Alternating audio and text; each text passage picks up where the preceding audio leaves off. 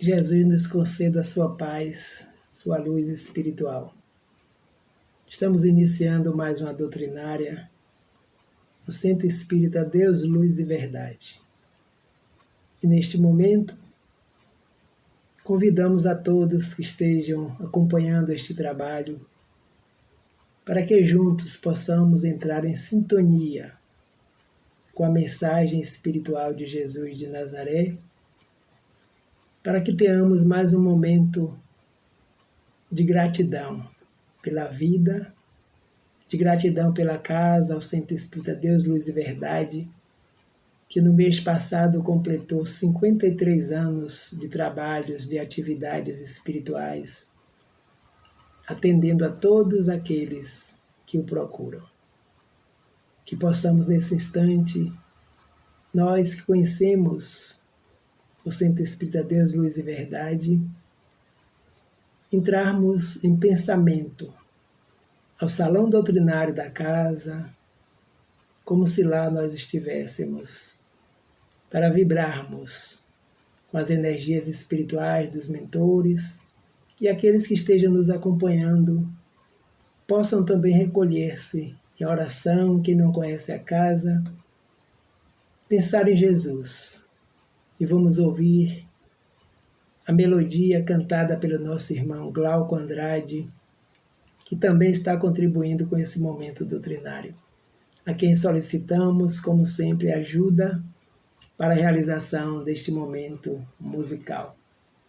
Então, nesse instante, busquemos o recolhimento íntimo, orando a Jesus, pela humanidade inteira, pelos trabalhos espirituais que são desenvolvidos na Terra, com o objetivo da nossa iluminação espiritual.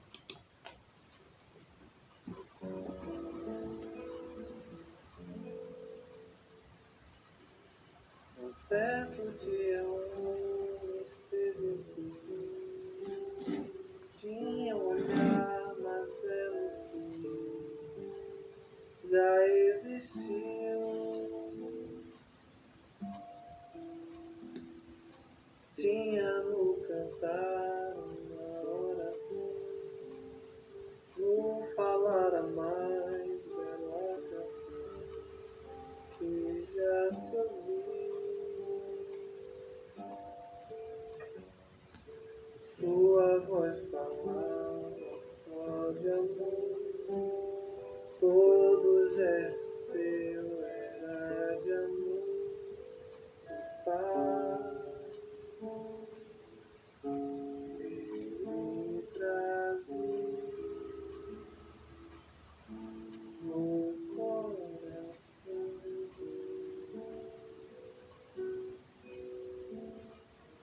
ele pelos campos caminhou, subiu as montanhas e falou do amor maior, fez a luz brilhar na escuridão, o sol nascer em cada coração que o compreendeu, que além da vida que se tem, existe uma outra vida além. Assim, renascer, morrer.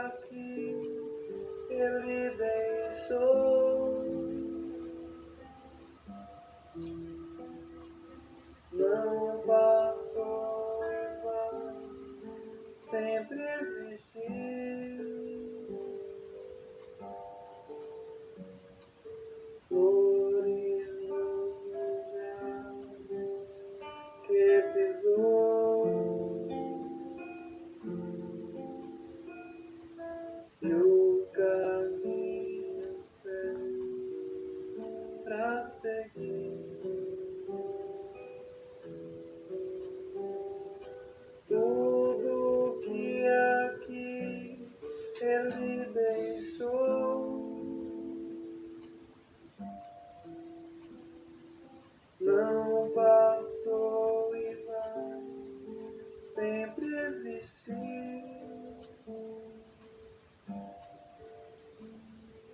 Flores no lugar que pisou,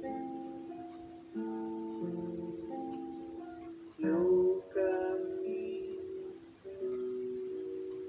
pra seguir.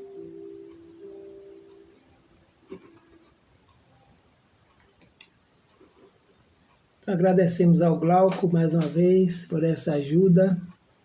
Agradecemos ao convite da casa para colaborar com o Momento Doutrinário, nesse instante em que estamos utilizando a tecnologia devido ao nosso afastamento social temporário. O tema que nos foi sugerido para este momento: Jesus e decisão, a história do mancebo rico. O mancebo rico é a história que está no Evangelho narrado por Marcos, Lucas e Mateus. E essa história nos conta do encontro de Jesus com esse jovem rico que o procura e trava o seguinte diálogo com o mestre: Bom mestre, que bem devo fazer para adquirir a vida eterna? E Jesus responde: Por que me chamas bom? Bom só Deus o é. Se queres entrar na vida, guarda os mandamentos. E o jovem rico pergunta para Jesus: Quais mandamentos? Ele disse: Não matarás, não cometerás adultério, não furtarás, não darás testemunho falso, honrará teu pai e a tua mãe, e ama teu próximo como a ti mesmo. E o mancebo rico respondeu: Mestre, tenho guardado todos esses mandamentos desde que cheguei à mocidade. Que é o que me falta ainda? E Jesus lhe respondeu: Se queres ser perfeito, vai, vende tudo o que tens, dá aos pobres e terás um tesouro no céu. E depois, vem e segue-me. E neste momento, o mancebo rico parou para refletir, para pensar profundamente sobre esse convite do vem e segue-me. E quem era esse mancebo rico que conversou com Jesus? O Evangelho não dá o nome deste jovem rico. Sabe-se que ele era um judeu de classe alta, um homem importante em sua sociedade. Ele procurava viver de acordo com os mandamentos de Deus e queria saber como ele receberia a salvação, como encontrava a vida eterna em paz, de consciência. E por isso, encontrando o Mestre nas suas pregações, ele o questiona e tem como resposta essa que Jesus deixou. Já que segues os meus mandamentos, conheces os mandamentos da lei, vai, vende tudo o que tens, distribui com os pobres e depois vem e segue-me. Que convite! E a nossa irmã Amélia Rodrigues, espírito, através da psicografia de Divaldo Franco no livro Primícias do Reino, nos conta poeticamente esse encontro e o resultado desse diálogo entre Jesus e esse jovem rico. E ela nos diz assim, que ele sabia por intuição que um dia iria se defrontar com essa realidade. E a estava encontrando naquele momento. Diz a poetisa Amélia Rodrigues, descrevendo o ambiente suave, o ambiente natural em que se dera esse encontro do meigo Rabi da Galileia com o mancebo rico, um dos mais ricos da época. Então, lá no livro Primícias do Reino, ela nos conta diálogos interessantes, encontros maravilhosos das criaturas com o Mestre de Nazaré. E para a noite de hoje, esse é especial. Com a resposta do mestre, o apelo pairava em sua mente. Que mais, mestre? Vende tudo que tens, reparte-o com os pobres, e terás um tesouro do céu. Depois, vem e segue-me. Aquela voz penetrava como um punhal afiado e impregnava, qual perfume de nardo, o íntimo daquele jovem. E havia um magnetismo inconfundível naqueles olhos severos e profundos, como duas estrelas engastadas na face pálida do amanhecer. Então, a descrição poética do espírito Amélia Rodrigues, com o magnetismo inconfundível que exalava, emanava do Mestre de Nazaré a todos aqueles que dele se aproximavam. E o jovem mancebo, o jovem rico, o mancebo rico, melhor dizendo, sabia desse encontro, tinha essa necessidade. E ficou impregnado com esse magnetismo, ficou impressionado com esse magnetismo. O mancebo rico nos conta. Tinha sede de paz. Ele possuía bens materiais, possuía leitos de madeiras preciosas, participava de banquetes especiais, cuidava do corpo com massagens e óleos dos mais caros da época. Usava tecidos de linhos para sua roupa. Suas roupas tinham arcas abarrotadas de gemas de ouro. Ele sentia-se infeliz apesar de possuir tudo isso, porque, na verdade, ele estava enganado. Ele pensava que possuía, mas essas coisas já o haviam possuído há tempos e ele não se dava conta. Que as coisas materiais podem ser utilizadas pelo espírito com sabedoria, mas sem apegar-se a elas. Então a vivenda dele era luxuosa, seus pertences eram valiosos, não lhes faltava nada de ordem material, mas ele tinha um vazio no coração. Por que esse vazio se estabeleceu? Porque ele tinha dúvidas entre o ter e o ser, e julgava até então que ter, conseguir cada vez mais bens materiais, iria lhe dar a felicidade tão procurada. Então, algumas reflexões para nós. O que temos e que precisamos encontrar com serenidade é esse equilíbrio entre o ter e o ser, para não acentuar a arrogância, a vaidade, a agressividades, que são ainda aspectos primitivos na defesa de tudo aquilo que nós temos, que geram às vezes pessoas infelizes, que não sabem administrar o que possui, permitindo que as coisas materiais passem a fazer parte essencial da vida de cada um de nós. Anulam o ser em detrimento do ter, ou seja, esquecendo muitas vezes quem somos, seres espirituais em processo de evolução, seres imortais, que estamos a caminho da perfeição na descoberta do reino de Deus dentro de nós mesmos. O dinheiro é uma aquisição muito válida para a sociedade, para quem o possui. Os bens materiais são apenas meios que podem contribuir com o crescimento espiritual de quem o possui e daqueles para os quais eles são direcionados. Mas são apenas meios, nunca um fim em si mesmo.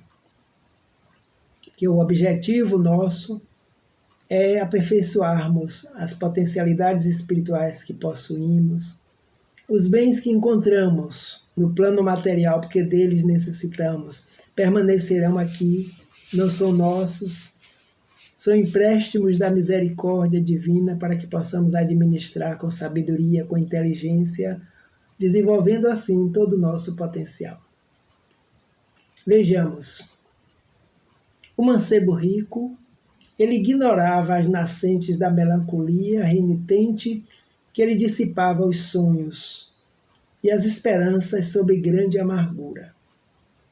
Ele se sentia melancólico intimamente, mentalmente, mas não sabia de onde vinha essa melancolia. Ele buscava as competições em Cesareia, todavia ignorava se essa busca representava uma realização ou uma fuga. Então, muitas vezes, quando o indivíduo deseja fugir da sua realidade, busca outras passageiras para substituir momentaneamente.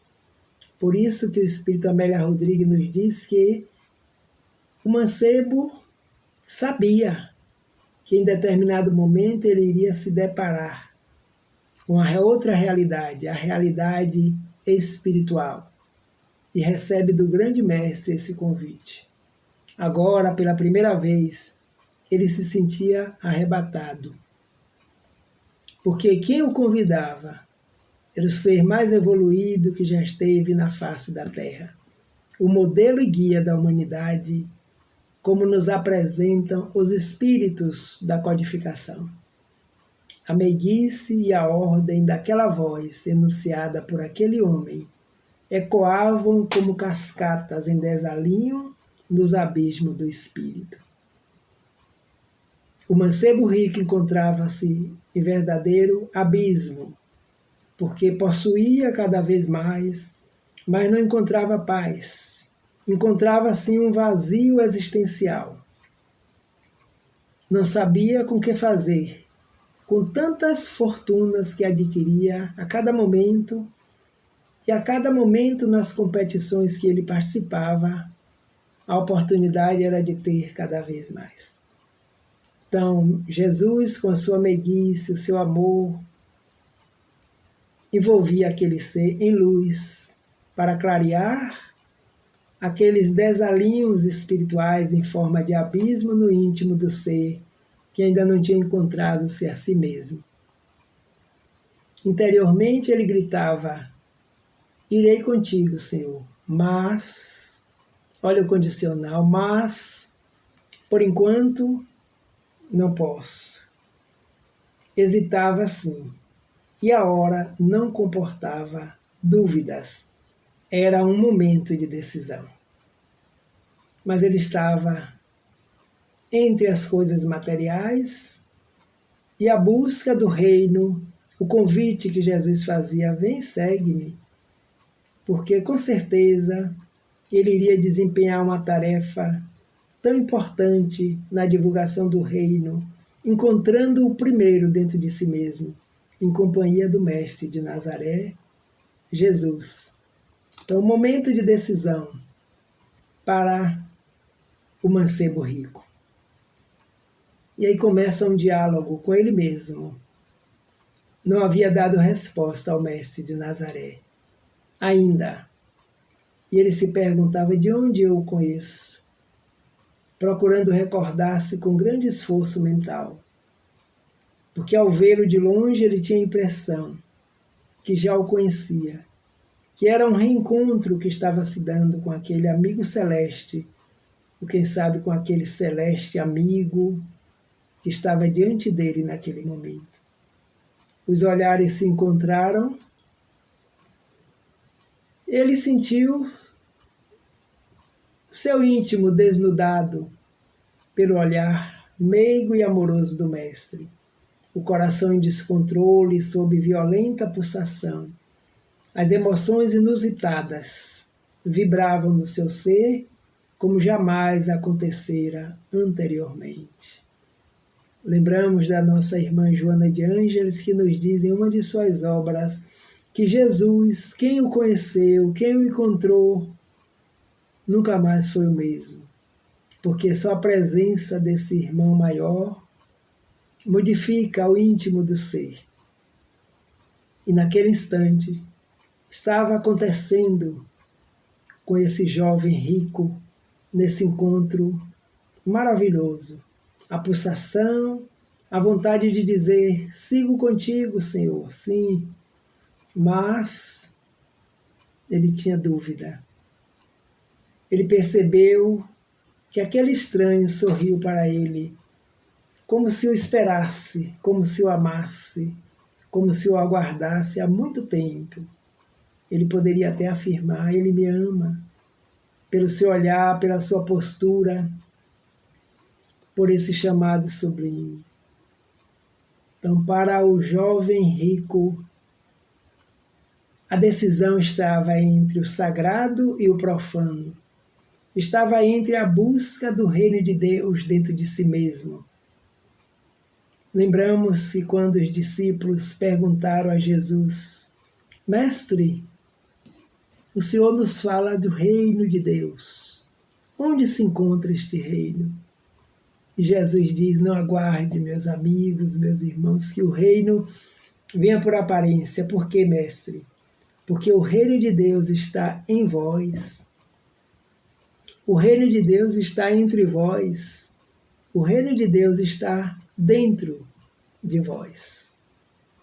O tempo passa e ao longo desse tempo, hoje nós vamos compreendendo através do estudo da doutrina espírita que o reino de Deus será descoberto por todos nós através do desenvolvimento espiritual, do aperfeiçoamento das potencialidades divinas que fazem parte de cada um de nós como espíritos em processo de evolução. Então essa era a dúvida: continuar nas festas de Cesareia buscando títulos ou seguir aquele que representava o reino de Deus na Terra e representa para nós. Na questão 625 de O Livro dos Espíritos, Allan Kardec pergunta à equipe espiritual: qual o ser mais perfeito que já teve no solo da Terra? E eles respondem: vede Jesus. Ele é o vosso modelo e o vosso guia. E nos convida a todos os instantes: vem e segue-me. E neste momento, esse jovem rico representa todos que estamos na Terra como espíritos encarnados em busca de algo. Permite-me primeiro competir em Cesareia, logo mais disputando para Israel os triunfos dos jogos. E o mestre lhe responde: não posso esperar. O reino dos céus começa hoje e agora para o teu espírito. Não há tempo a perder. E o jovem continua: aguardei muito essa ocasião, a chegada das competições, eu exercitei-me, eu comprei por uma fortuna cavalos maravilhosos que vieram de outros locais para competir e ganhar esta corrida. E com o ganho da corrida, ganhar mais tesouros para acumular no baú material. E o mestre diz a ele: renuncia e segue-me. A oportunidade é agora. É momento de decisão.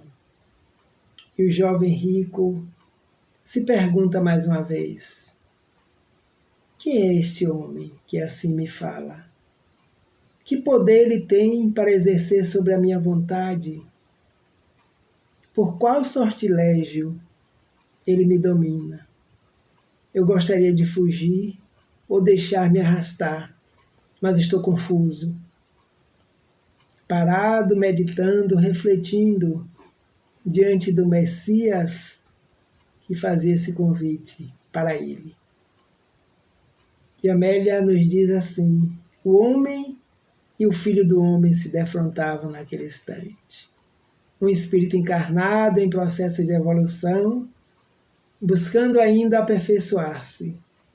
E o filho do homem, como ele mesmo dizia, já perfeito, criado na mesma condição que todos nós, mas um ser perfeito, responsável pela humanidade do planeta Terra.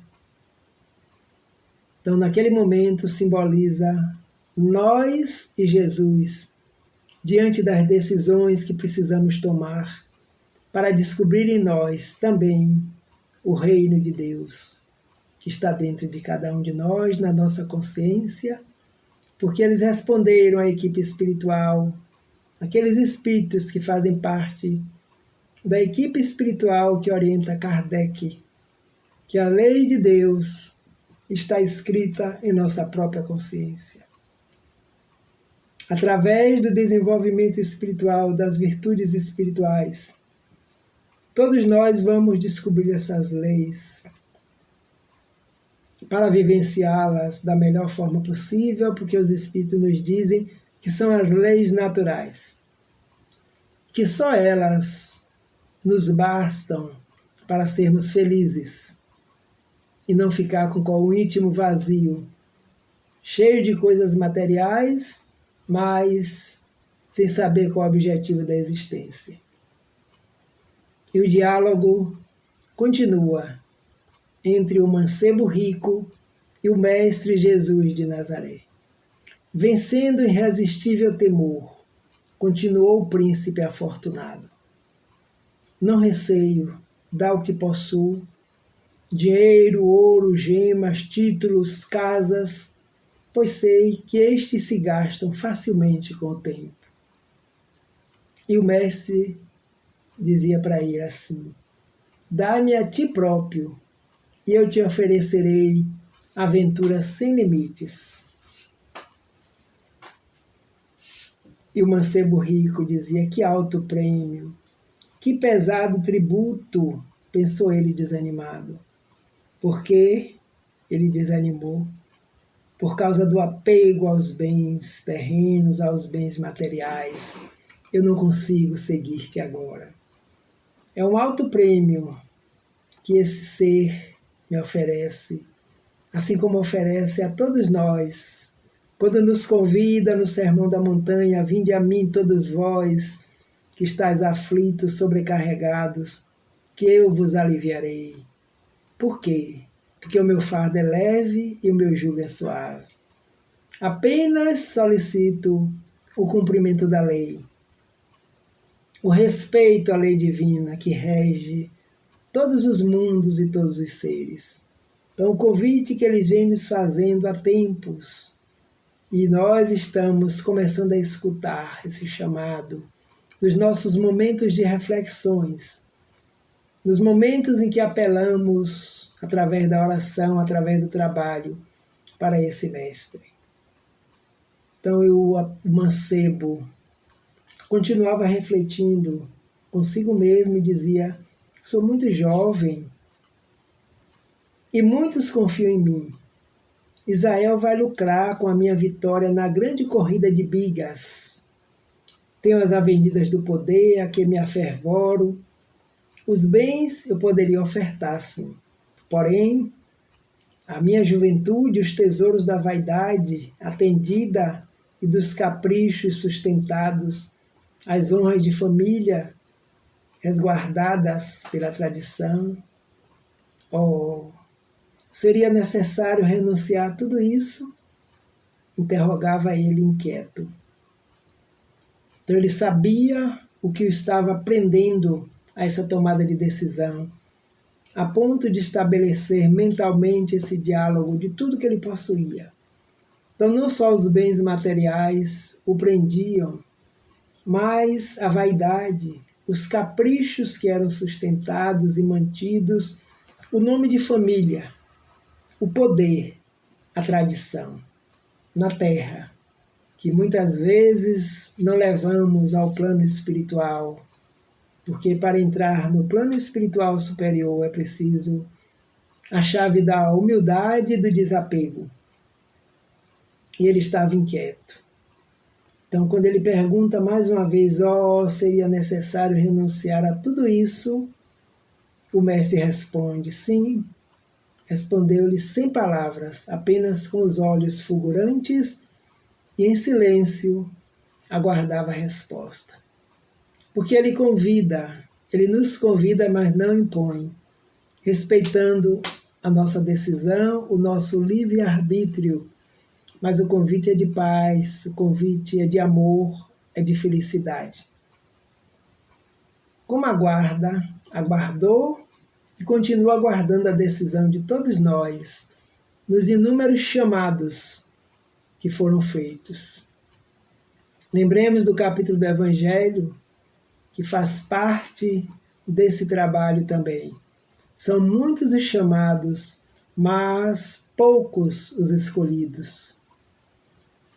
Chamados não nos faltam, de todos os lados, de todos os momentos, de toda a ordem.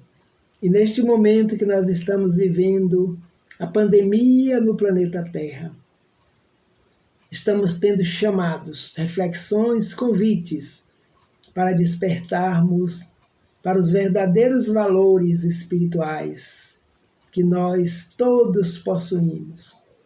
Estamos recolhidos, refletindo, buscando entender, compreender, dentro das obras que nos esclarecem, o momento da Terra. Expiações e prova.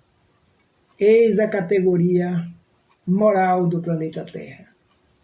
As provas necessárias para aferir valores espirituais e as expiações como depurações necessárias para renascer um novo ser. O homem velho dá lugar ao homem novo, o homem de um novo século. O espírito imortal se renovando através dos convites do orientador espiritual que educa por excelência todas as criaturas do planeta Terra. Estamos nós aqui. Chega o momento da tomada de decisão do mancebo rico. Subitamente ele lembrou que amigos o aguardavam na cidade. Compromissos esperavam-no. Deveria debater os detalhes finais para a corrida na grande festa da semana que viria e queria começar na cidade as corridas, de onde vinham povos de todas as localidades para fazerem parte desta grande festa. E aí, neste momento, ele toma uma decisão. Olhou o Messias sereno e triste, balbuciando com voz apagada: não posso seguir-te agora. Perdoa-me, se me amas. E saiu quase a correr. Assim relata o espírito Amélia Rodrigues. Lembrou da corrida, dos preparativos, dos exercícios que tinha feito. Lembrou dos cavalos que foram comprados com o dinheiro, com a fortuna que possuía, os melhores da localidade, para assumir esse compromisso de vencer. Vencer e ganhar cada vez mais. E respondeu ao mestre: não posso seguir-te agora, mas perdoa-me se me amas. E saiu quase a correr. E Jesus, o mestre, naquele momento, ficou em reflexão. Sentou-se e se encheu de profundo sofrimento. Era assim, sempre assim que ele ficava após a deserção dos convidados ao banquete da luz. Mas ele continuava manso e humilde de coração, aguardando o momento da decisão de cada um de nós. E aí nós lembramos do festim de núpcias que ele narra no Evangelho e que os discípulos anotaram. Que o pai, o rei, resolveu fazer o festim às núpcias de seu filho e mandou chamar os convidados. Mas os convidados disseram: não posso atender a esse chamado porque tenho que cuidar da minha casa do campo, cuidar dos meus negócios, todos eles negócios de ordem material. E desprezaram o convite e desprezaram os convidados. Até que em determinado momento o rei mandou o próprio filho convidar, porque o filho tem autoridade moral, espiritual, para convidar esse banquete que foi desprezado há muito tempo pela humanidade. A festa de núpcias o casamento do filho do rei com a humanidade na Terra, a humanidade planetária. Então, naquele momento também, quantos aceitaram o convite, quantos não aceitaram? E o mestre se colocava nessa posição de reflexão, de sofrimento íntimo, toda vez que alguém desistia do convite amoroso e sublime que é feito à humanidade em todos os tempos. E nesta reflexão, os discípulos chegaram e encontraram o mestre assim, e perguntaram mais uma vez: que houve, mestre? E ele disse: meus filhos, quão dificilmente entrarão no reino de Deus os que têm riquezas. E digo mais, é mais fácil passar um camelo pelo buraco de uma agulha do que um rico entrar no reino de Deus, descobrir o reino de Deus em si mesmo. Lógico que nem todos os ricos, mas os ricos que tomaram as coisas materiais como eternas para fazer a sua própria felicidade. Os ricos que deixaram-se possuir por elas, como esse jovem rico, judeu, que estava disputando mais uma vez as honrarias materiais. Jesus, com certeza, não considerava a riqueza nem o ouro como maldição. Caso contrário, ele não diria ao mancebo rico que fosse, distribuísse, vendesse e depois desse aos pobres, porque ele sabia que os pobres também precisavam das coisas materiais para a sua manutenção. A riqueza individual, a riqueza familiar é uma forma de acumulação com vistas ao futuro da coletividade, à manutenção da vida, as necessidades materiais. Todos nós sabemos, estamos no plano material e o Pai nos concede as necessidades serem supridas materialmente, mas que não deixemos nos apegar, por menores que sejam as nossas posses, que muitas vezes não são somente as coisas materiais que possuímos e que julgamos ter como orgulho, a vaidade, o egoísmo. E todas essas coisas nos prendem e não deixam que assumamos compromisso e convite. Nós temos aqui o codificador Allan Kardec, que examinou suficientemente esse problema e deixou evidente o papel social da riqueza.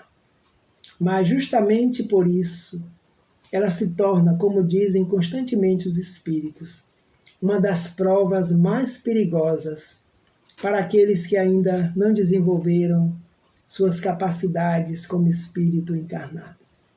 E lá nesse capítulo, no Evangelho, Kardec nos mostra a utilidade providencial da fortuna.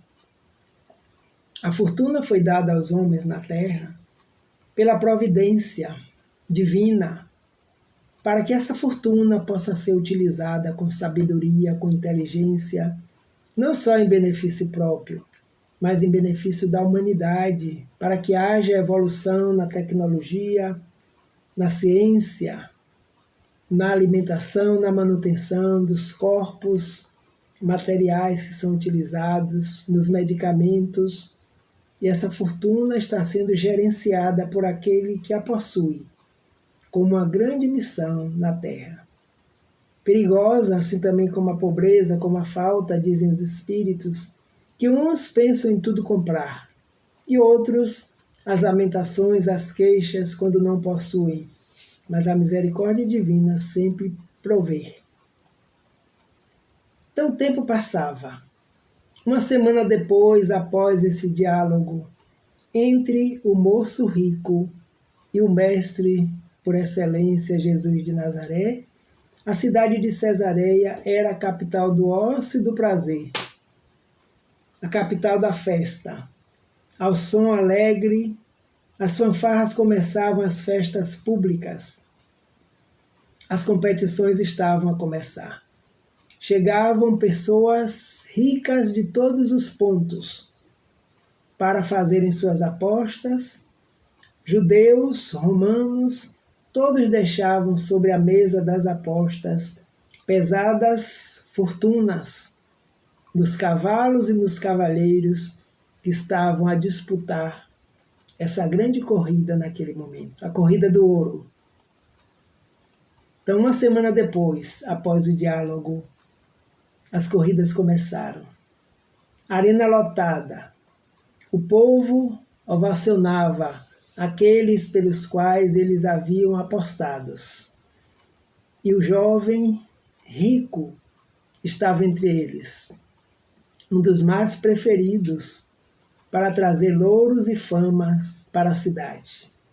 E a corrida começou, os cavalos foram açoitados e numa velocidade incrível, numa manobra menos feliz, um carro vira e um corpo tomba na arena, despedaçado pelas patas velozes em disparada. O mancebo rico sente as entranhas abertas naquele grande acidente. Então, naquele momento, quando o mais preferido pelo povo nesta corrida estava ensanguentado,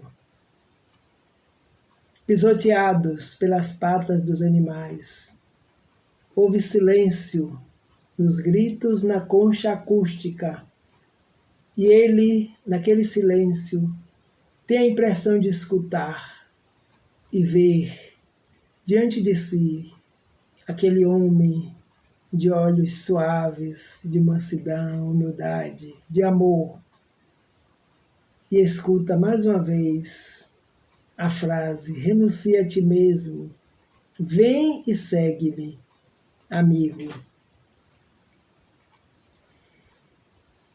E o Espírito Amélia Rodrigues nos conta que 2 braços o envolvem, veludosos e transparentes. Apesar da face deformada e lavada em lágrimas, suor e sangue, o jovem rico dá a impressão que sorria naquele instante. Sorria a ser envolvido pelos braços amorosos do Mestre e a ouvir na acústica da própria alma: o reino de Deus para ti começa agora. O momento é agora. Renuncia a ti mesmo. Vem e segue-me. Era o momento da decisão. Então, Jesus e decisão. Entre o reino de Deus e o reino de César. Lembramos que os fariseus da época o procuraram, já trazendo como uma questão política o pagar tributos a César. Mestre, é lícito pagar tributo a César? E ele pede: dá-me essa moeda. De quem é a esfinge que está aqui no verso? E eles disseram: de César. Então, dai a César o que é de César, e a Deus o que é de Deus. A César, o administrador, as coisas materiais, a contribuição, para que a administração seja proveitosa. E a Deus, a tarefa, a missão, o trabalho de desenvolver o potencial espiritual que todos nós trazemos inscrito na consciência. Então, o reino de Deus está dentro. O reino de César é a busca fora das coisas materiais, como fazia o jovem naquele momento. E mais adiante, neste capítulo, ele diz: não podemos servir a Deus e a Mamon, que ninguém pode servir a 2 senhores. Ou há de se apegar-se a um e esquecer do outro. Ninguém pode servir a Deus e as riquezas ao mesmo tempo, porque neste momento que estamos vivenciando do planeta Terra, com a contaminação do vírus, as criaturas que assim o passam, não tem referências de que não foram contaminados quem tem mais dinheiro e quem tem menos. Todos neste momento estamos sendo chamados a refletir o nosso papel diante da humanidade, diante da sociedade. O desapego aos bens terrenos. Está no Evangelho segundo o Espiritismo o convite de um espírito desencarnado que traz a psicografia nos convidando a refletir a esse apego que não faz bem, porque nós somos seres livres das coisas materiais, utilizando corpos materiais para que possamos ascender na escala evolutiva, mas que as posses não irão conosco. Capítulo 2 do Evangelho, a Rainha de França nos fala: Espírito, rainha eu fui entre os homens e pensei chegar rainha no plano espiritual, no reino dos céus, mas por engano tive que deixar aqui todas as minhas honrarias e por vezes tive agora que solicitar aqueles que eram os meus empregados, porque estavam em condições bem maiores e melhores que a minha espiritualmente. Então ninguém pode servir a dois senhores, porque odiará um e amará mais o outro. Então, o jovem rico simboliza as riquezas que estão na terra, os apegados ainda na terra, que ainda não ouvimos o chamado de Jesus de Nazaré. Mas nós já estamos refletindo, orando nesses dias difíceis, mas que vai passar. Confiança, fé em Deus e o convite de Jesus: vem e segue-me, para descobrir o reino de Deus dentro de cada um de nós. Muita paz para todos nós, para a humanidade inteira, agradecendo o convite da casa mais uma vez para colaborar no momento doutrinário. E mais uma vez nós vamos ouvir o nosso irmão Glauco, trazendo a sua melodia suave, como sempre, a quem agradecemos. Recolhamos-nos e ouçamos mais uma vez essa melodia para encerrarmos o nosso momento doutrinário. Muita paz. Que Jesus nos abençoe agora e sempre.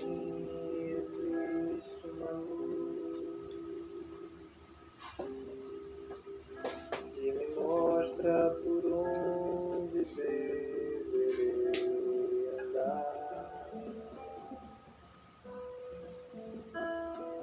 Dentro de mim também mora Jesus, que me ensina a buscar o seu jeito de amar. Minha luz é Jesus, e essa luz me conduz pelos caminhos da paz.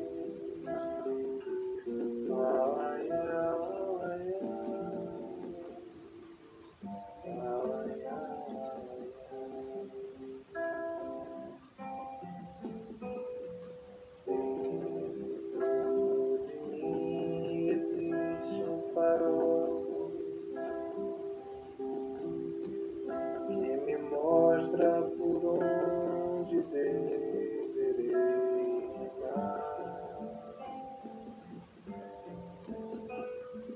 Dentro de mim, Jesus Cristo eu sou,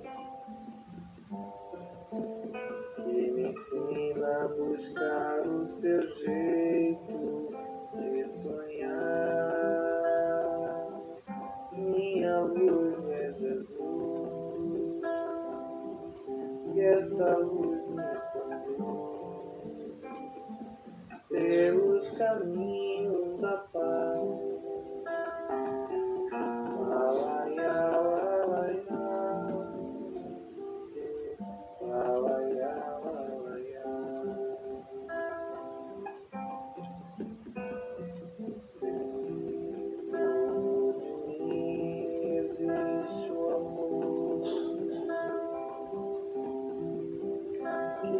Faz entender, lutar por meu irmão. Dentro de mim, Jesus Cristo é o calor que acendeu e aqueceu pra valer meu coração. Minha és Jesus, e essa luz me conduz pelos caminhos da paz. Lalaiá, lalaiá, lalaiá, lalaiá. Obrigado.